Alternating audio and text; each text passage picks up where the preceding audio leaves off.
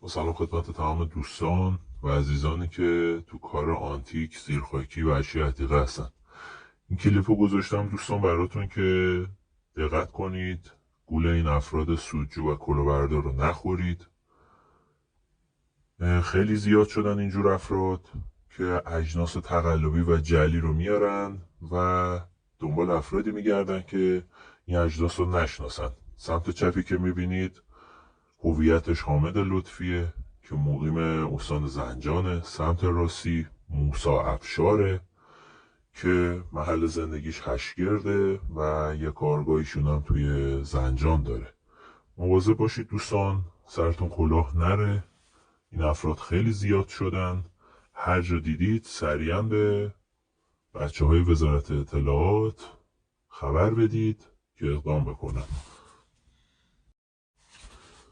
دوستان و عزیزانی که کار آنتیک، عتیقه و زیرخاکی میکنن توجه داشته باشید این نمونه اشیاء جعلی هستش که مربوط به همین گروه موسا افشار هست که خودشو صاحب بار اعلام میکنه که این گروهشون تشکیل شده از یه تعدادی هست که یکی از این اشخاص نظامیه و داخل استان همدان خدمت میکنه که این شخص که با کمک این شخص بعضی از این اجناس جعلی و تقلبی رو جابجا میکنن داخل تهران و شهرستانهای دیگه برای فروش.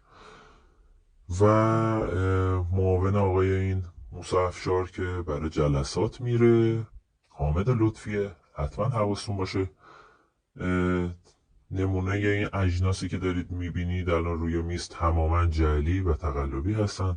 هر جا این افراد رو شناسایی کردید و به پستتون خوردن حتما با ستاد خبری وزارت اطلاعات شماره 113 حتما هماهنگ بشید و به ستاد خبری وزارت اطلاعات 113 خبر بدید که اقدامات لازم رو در خصوص این افراد انجام بدن.